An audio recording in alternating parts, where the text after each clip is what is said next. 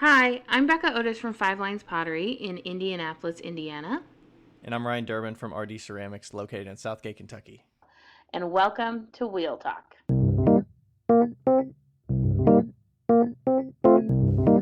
Hey guys, we've loved answering all of your questions so far. If you'd like to hear your question on the podcast, please send them to us on Instagram at Wheel Talk Podcast or by email to wheeltalkpodcast@gmail.com. Thanks.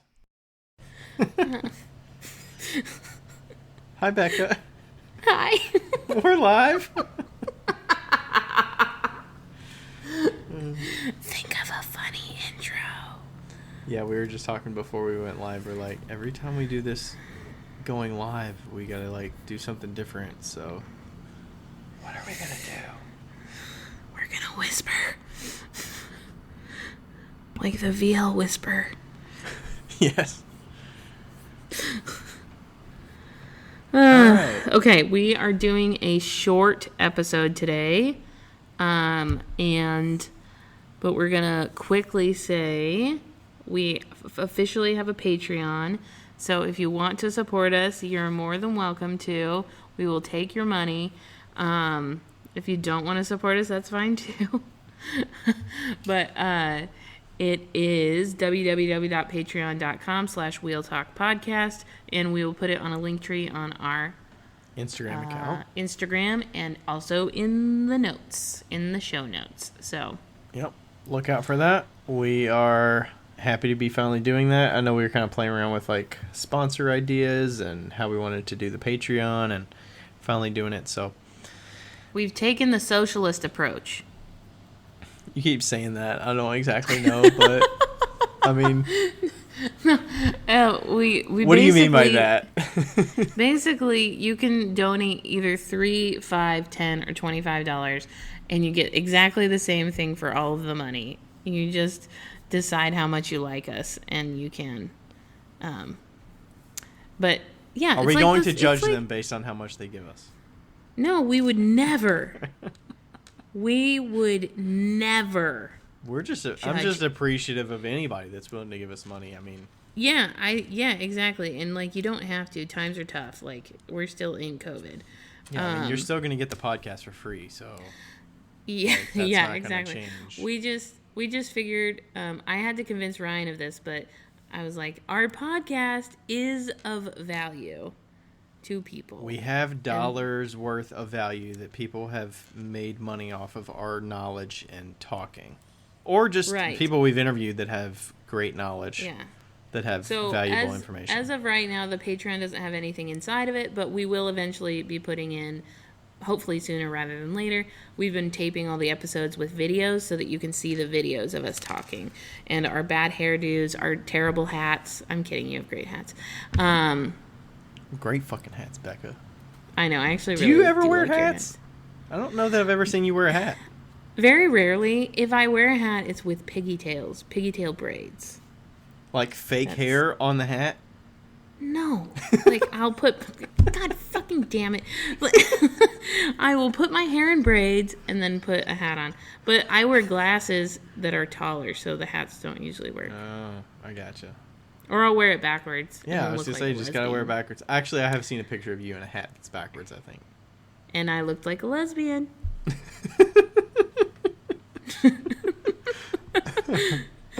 Not that there's anything wrong with that. Absolutely nothing. Absolutely nothing. I just think of Seinfeld. I would be a cute lesbian. Anyways, support us on Patreon. Anyway. Becca criticizing my hats. Okay, cool. So, we're doing a short episode, so we're going to read our question. Ryan's going to read it for us. Yes. So, this one came from Lindy Garner. I said Lindy Garner Ceramics. And her question or statement was, I don't reclaim. Convince me I should. I feel like my time is too valuable. Clay is cheap, but so many folks reclaim. Am I wrong? Right. Reclaim. You've had some stories with reclaim. We've talked about it on this before. I mean, how much reclaim did you have to get rid of out of the studio when you left? So much reclaim. Oh, so many You had like buckets of clay. hundreds of pounds of reclaim. I probably 1,000. Easy. Oh my gosh. Easy. Like, You also were a studio, so you had members and they came, and that was probably, what, 30 people that contributed to that? Or 20 people maybe? yeah. Yeah. So, I mean, there was a lot, but I couldn't keep up with the reclaim because my Peter Pugger wasn't big enough.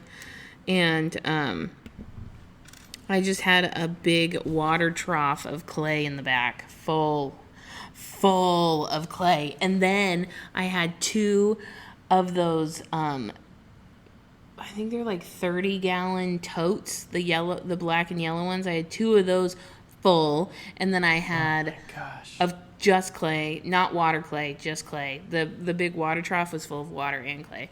And then I had probably 6 5-gallon buckets of dry clay, and then, or like not dry but like wet dry. And then I had probably 4 more buckets of dry scraps. No, That's out more of than that. control. That's ridiculous. Out of fucking control. And that was me like keeping up with it. Well, I mean, Like, to keep more. up with that clay, you would have to have somebody that's an assistant that continually reclaims probably 500 pounds of clay a week, or like 300 pounds of clay a week to actually do what you need. I mean, that's what Bradley does, and we still can't like even empty the buckets. Like he reclaims probably 1,000 pounds a week.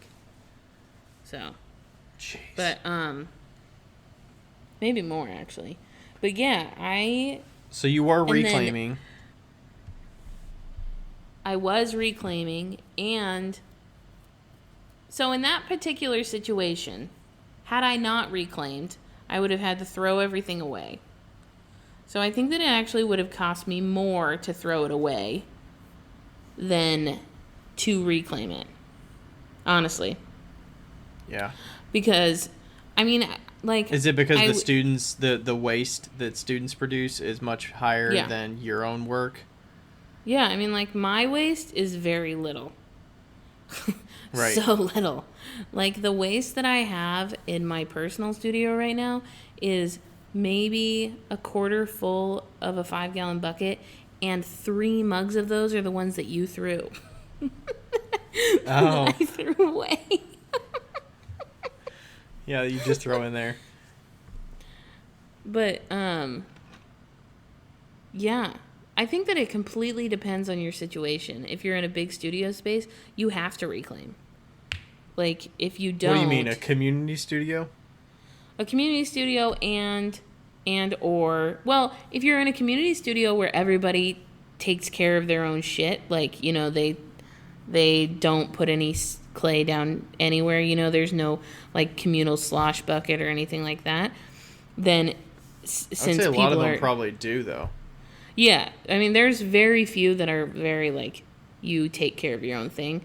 But, yeah, in, like, a community studio, I think you'd have to because, like, just, it would be way too much. I mean, it took me 4 weeks. No, way more than that. It took me, like, 10 weeks of me, like, sneaking out to the dumpsters and throwing away buckets of clay on Tuesday nights before the trash came. And we would just throw them in the dumpsters next door. I mean, like, I had permission to throw them in, you know. But, like, that's so much. Like, yeah. And so, but obviously, you know, taking care of... you had many priorities there that, you know, reclaim was very bottom of the list kind of task. Right. But taking care of your stuff personally, it's a lot more manageable. Like okay, talk about your reclaim situation. My reclaim, I try to keep no more than 5 gallons of each color of clay at a time. Okay. I am reclaiming that 5 gallons. I'm not going over. I'm not getting another bucket. I'm not, you know, doing anything like that. I pretty much have a similar reclaim situation as you do. Not now because you have even less, but, you know, folks out there that know me, I don't trim a lot of stuff, so, you know, I'm not getting a lot of thin ribbons of clay that are trimmed everywhere. But if I do trim, I'll let those dry completely to bone dry. Usually I'll leave them in the splash pan I'll do like all of my trimming, and then I'll not throw anything in that clay until that clay in the splash pan is completely dry. And then I'll dump the splash pan into my 5-gallon bucket that already has moisture in it. So usually it'll be, if it's completely dry, I'll just dump a bunch of dry stuff into that 5-gallon bucket until I have half of it full or something like that. And then I'll submerge it all in water so that it's all the same state. And how I keep the dry stuff, I don't just keep everything in the splash pan all the time. I'll usually dump it into this, I have these like storage drawers that are like the plastic ones that you would get from, I don't know, the whatever that you would like have at college with storage drawers. So I'll usually like throw a bunch of dry pieces in those, like dry trimmings. And then when it's enough, I'll, make sure it's all dry and then dump it into the bucket if there's already stuff in the bucket. So,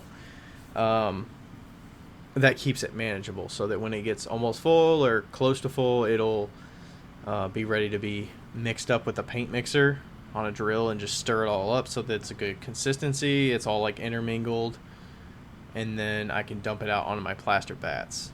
So I have the like mold of the bottom of a Rubbermaid like damp box. Yeah. And that's kind of what I use to reclaim the clay on. So I try to do that when the bucket is close to full, or I can reclaim like probably 4 times out of that bucket before it's empty. Reclaiming out of a 5-gallon bucket is so easy. Yeah, it's so nothing easy. Because you just dump the clay out and it's right next to your bat, your like plaster bat. So you just scoop it all out or dump it out and just have a thick like 2 inches of clay slop on that plaster bat, and it'll you could reclaim it in like 3 to 4 days.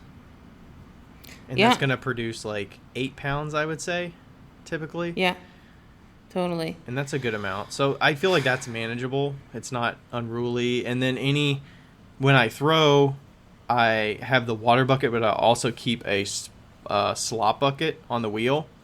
So each wheel has their own slop bucket. I guess you consider that more than a 5-gallon of reclaim if you want to consider that slop bucket reclaim too, but I throw whatever. We'll give you a pass. Whatever I'm throwing with, I'll put it in that slop bucket, and then I'll usually dump that bucket into the 5-gallon bucket before I like reclaim it, so that I get some dry trimmings in there intermixed with the slop trimmings from the wheel, so that I've got some like leather hard or really wet slop, and then some fine parkled clay intermingled together when I stir it. So I think that, so you use plaster, I use cement board, and I switched from plaster to cement a while ago, and I really like the transition, just because it's a lot easier to scrape up, and I've always been like kind of like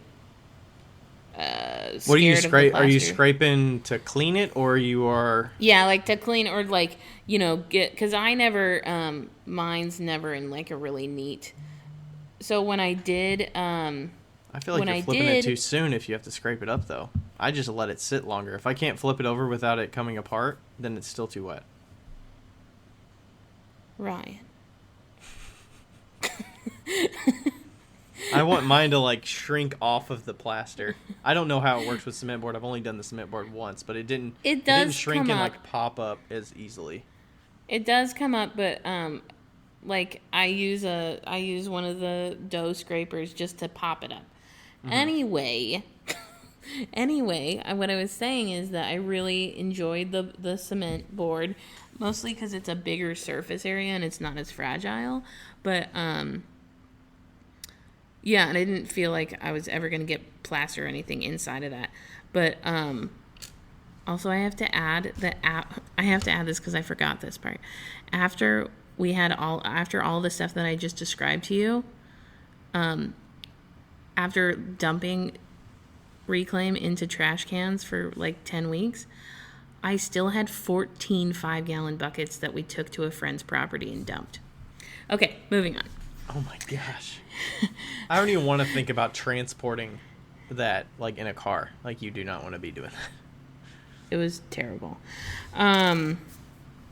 Okay, so yeah, I mean, like the way that I would do it is I haven't done it in small batches anymore, but the way I would do it with the slosh bucket is I would take the majority of the clay in the bottom of the water bucket that, you're like combining all the clay into, and then just transfer it to the cement board and dump the 5 gallons out and just leave it there for a day until it starts cracking, and then you flip it and wedge it. And I like it super wet, and so that was the point of like having to scrape it up.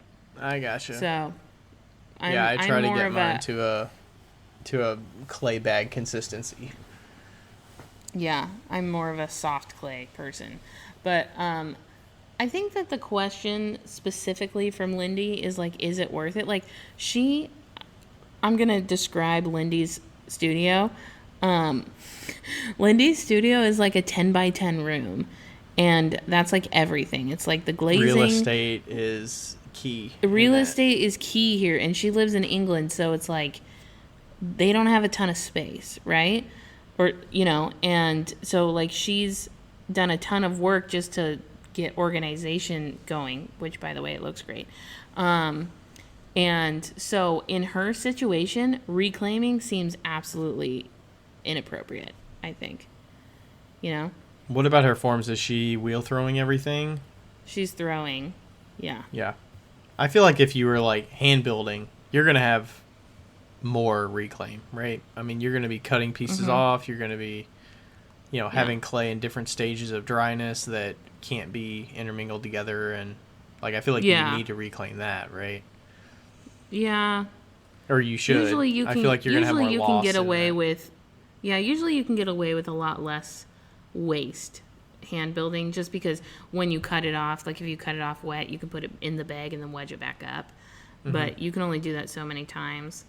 But yeah, I do feel like in a small space, in a small like moment, reclaiming doesn't really seem all that important, nor does it.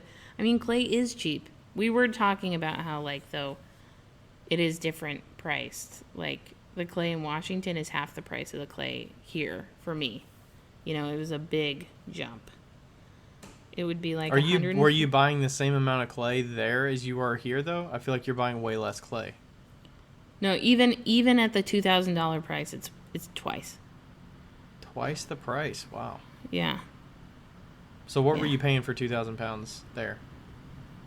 I think I would only usually get like 1,000 pounds, but it was the 2,000 pound price because I was part of a club. And I think I paid like $300 for 2,000 pounds. And I just paid $70 for 100 pounds. $300 for 2,000 pounds? Oh, sorry, for 1,000 pounds. Okay, I'm sorry. For 1,000 pounds at the 2,000 pound price. Okay, I got you. Let me look. Yeah, mine on average for 1,000 pounds is probably about $425. That's at the 1,000 pound price. 400 to 425, I think, is about what I'm paying. So. Yeah, so... And you were kind of commenting on that about the clay difference. You were getting it from Tacoma Clay Art Center with their clay bodies, right? And then now you're getting Kentucky Mud Works clay. Yeah. I mean, and it depends, right? Because, they're selling Aardvark clay for 68 cents, but they're selling their... Let's see... Dun dun dun dun dun dun dun dun dun dun dun dun. So their clay from their actual the stuff that they make is 44 cents. 44 cents a pound, so you're getting 50 pounds a box. Yeah. Okay. Yeah, so a 25 pound bag is $11. And then at Kentucky Mud Works. That sounds pretty reasonable though. $22 for a box at the discounted price. Right. That sounds about like what I get for my discount. Well, I was getting let's see. I'm getting fucking You must have been getting it cheaper than that. You must have got it for $20. Dark Star is 82 cents versus 44. At the same discount price? Same price. Like this, it's just like a bag. A bag, bag. is 82 cents, and a bag at Tacoma is 44 cents. Now, if you get That's probably their homegrown clay versus. We were talking about this earlier. Is it how many customers are they selling that clay to? How many pounds of that clay are they selling? Kentucky Mudworks is spread nationwide, so and I don't know how many distributors and stuff. The 1,000-pound price is 35 cents. The 2,000-pound price is 33 cents. And for Kentucky Mudworks, okay, we'll get, this is like a basic stoneware. Iceman is a white stoneware if you want a comparable. Okay, so Iceman is 67 cents. 67 cents for 25 pounds, and then for 1,000 pounds, it's 47 cents. So 47 versus 35. That's 10 cents more. And I mean, like, that adds up. It does. You know? It adds up. So it's just, Kentucky Mudworks, for me, is a bit of a, like, whoa, that's a lot of money. But but are you having troubles? Is there any issues with that clay? Are there things that you like about that clay that are different than what you had in the other clay? That's not fair. So that's not fair. That's part of what you're paying for. You get what you pay for. No, because like their clay was fucking fantastic until like the last month. So okay, so on average it was great. But it was also porcelain as opposed to, a stoneware. But what I'm saying is it's different in different areas how much the clay costs, but also at the base clay is very cheap. Like 67 cents a pound. You're making a mug that's a pound. That's a 67-cent mug. Yes. So yes, and that is you could factor that in with, hey, I'm not going to reclaim clay. I know that there's going to be a factor of waste in here. So you account for that. Your time is worth a certain amount of time for the reclaiming, and all that can factor into what you price your stuff at if you want to get that granular. Or you just say, whatever, I'm going to need to buy more clay than somebody who reclaims. Yeah. So, like, also, okay. Here's the question, like, I haven't reclaimed anything yet because I definitely don't have enough. But when I have enough, will I reclaim? I'm going to go with probably not. I don't think you would because of the forms that you're making are very finely refined. Yeah. And you're not making something that you could use reclaim that has some inefficiencies in the clay body. Right. That you can make with that. Unless you start making some small, like, some of those small saucers or something that are, that are smaller that you can use it for. But, I can use my reclaim in that fashion. Totally. And it works for me. But, like, also just looking at it, and even if I was making just regular forms and I wasn't making a ton of things, which I'm not, I would look at that bucket and I'd say, that's going to take me 2.5 days to finish. And it's going to be heavy, and I'm going to be fucking messy. Or I could put it on a cart, walk to the elevator, go down the elevator, walk outside, and put it in the dumpster. I'm going to choose the dumpster every single fucking time. You're to the fuck it stage. You've already been through that, and you're like, oh, we're not going down that path. Yeah. The one thing that I will say about, like, so we reclaim at our studio, but I think the perspective of never throwing away clay is really a tough situation. Because, like, there's some clay in some studios that has been there, like, it's dusty.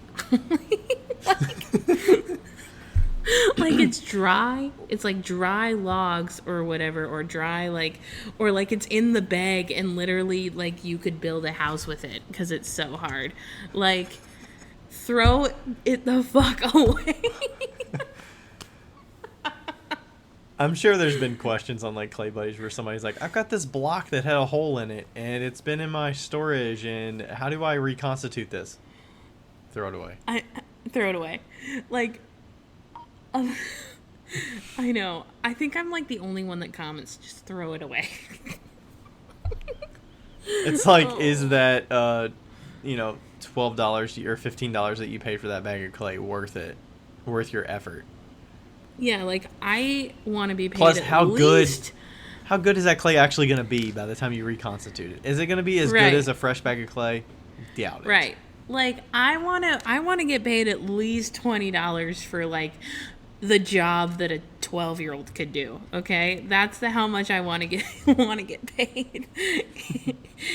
and and I'm not getting paid $20. Like it's going to take me a lot Yeah. longer than an hour of Yeah, I've work. just obscured that time sunken effort by spanning it out over months of, Yeah. reclaiming, and you get it to a point where you just do it little by little, and then by the time Yeah. it's full, you let time do its job of like soaking all the dry materials in water, and Totally. let time do what it needs to do, and then you mix it up and you dump it out.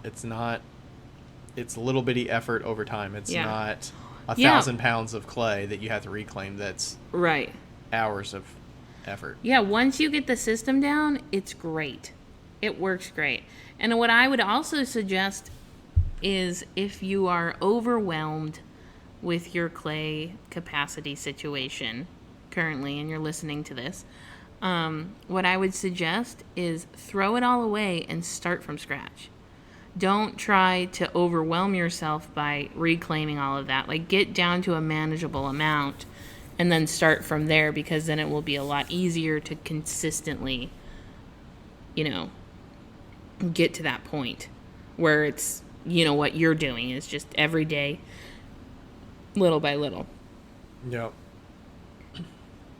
But if you are working out of a 10 by 10 flat, throw it away. What about, I just saw a post today actually that was somebody that was using a hammer to crush up the pieces. That's overkill. You don't need to do that. If there's pieces that are solid, not like bricks solid, but like if it's a mug that you poked a hole in the bottom, like just leave it, set it out, let it dry completely, all the way Just bone throw it dry, in. and then just Yeah. put it in water and it'll disintegrate into all the particles. You So don't have to talk about- crush all of it up. Yeah, so tell us what will happen if you don't let it dry completely versus drying completely. If you have it leather hard, the water cannot be absorbed into it because it's like a sponge that's already got a bunch of water into it. It can't suck any water in to like break the particles down into a fine slip. If it's completely dry, it's like a really dry sponge that's ready to absorb all of the water. All the water gets in there and then it just disintegrates. Yep. Totally.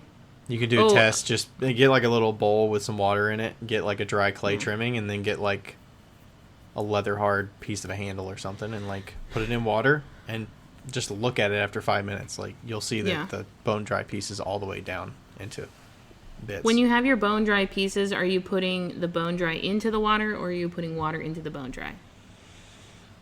Usually, if the bucket only has dry stuff in it, I'll just put a bunch of dry stuff in there.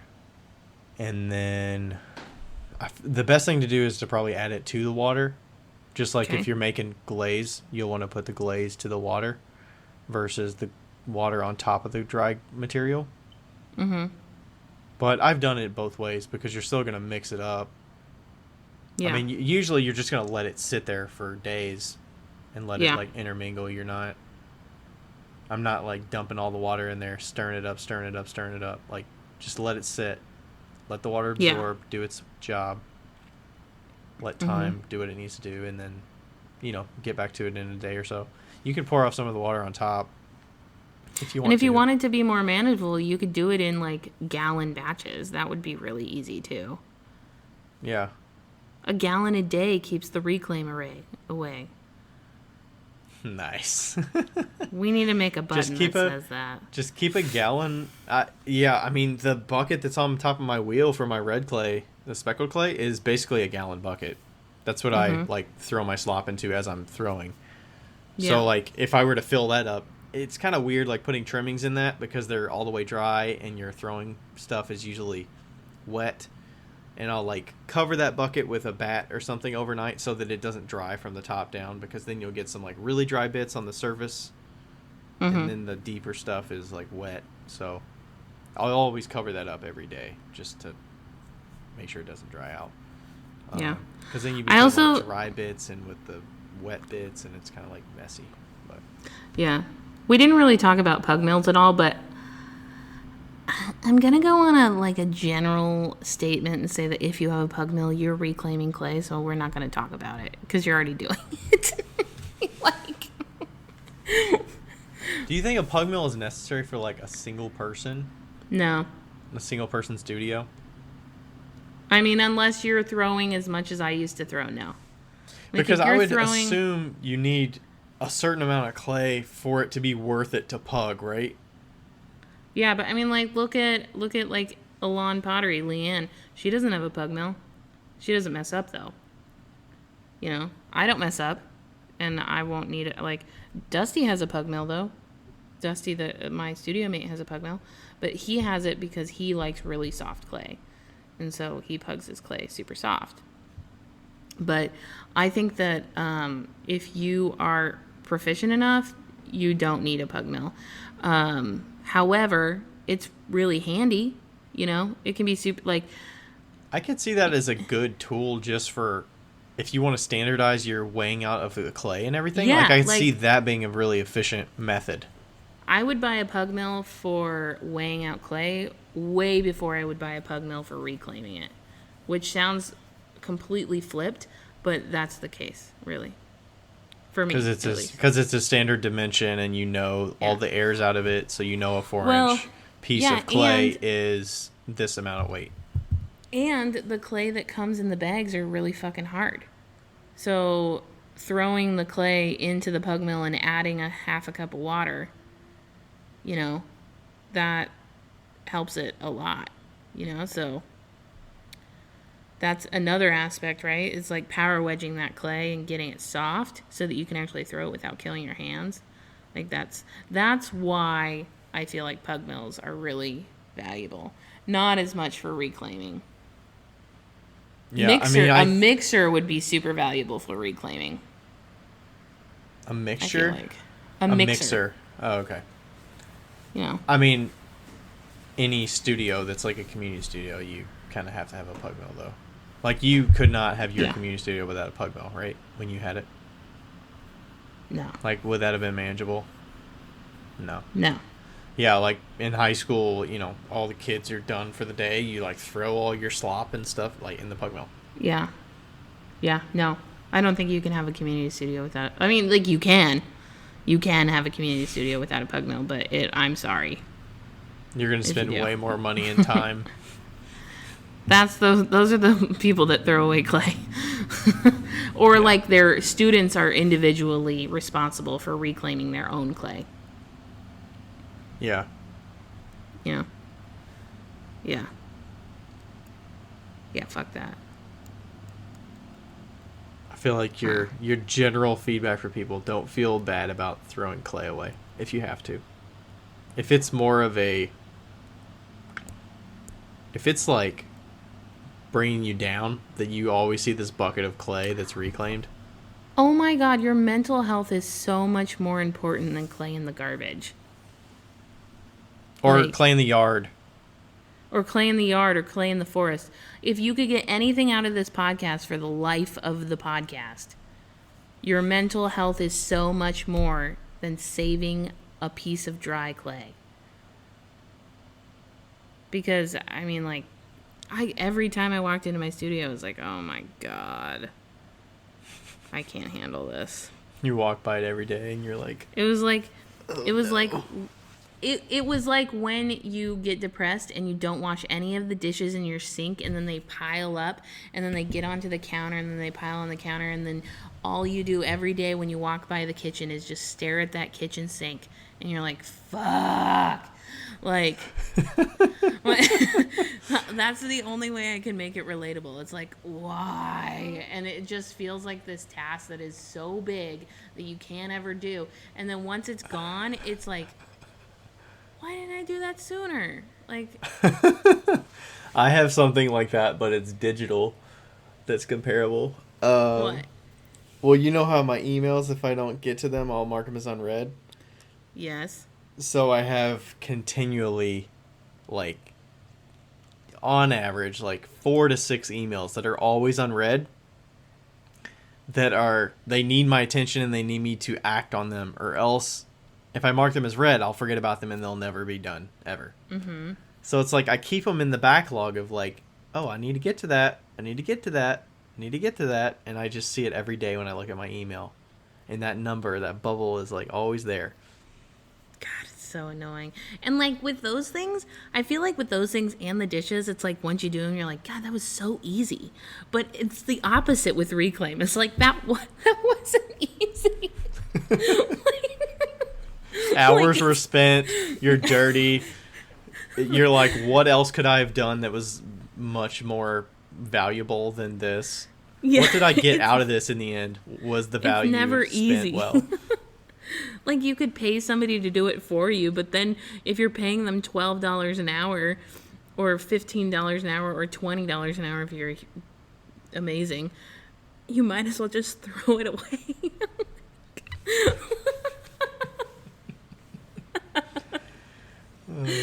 I mean, one could argue that if you reclaimed it, you could make more stuff and make money off of those pieces, but it's a revolving cycle. I mean, most of like a lot of bread and butter pieces are from that clay.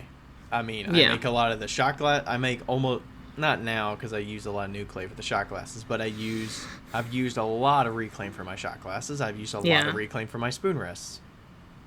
Yeah. Like those are easy items that are half a pound or less, and I'm not worried about the inconsistency of the reclaim. I'm not going to throw a mug with it.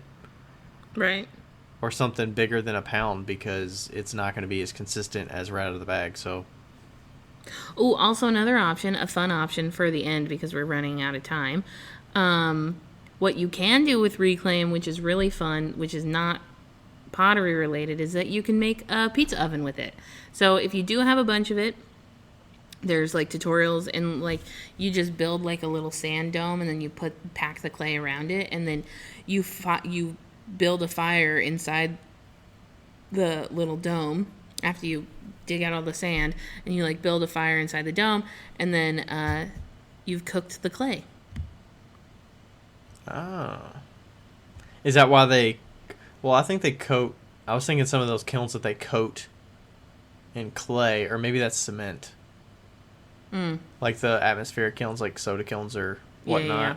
Maybe that's cement, mostly. But yeah, I mean, like, you'd have to look up a tutorial or whatever, but I've had people take clay from me to make pizza ovens.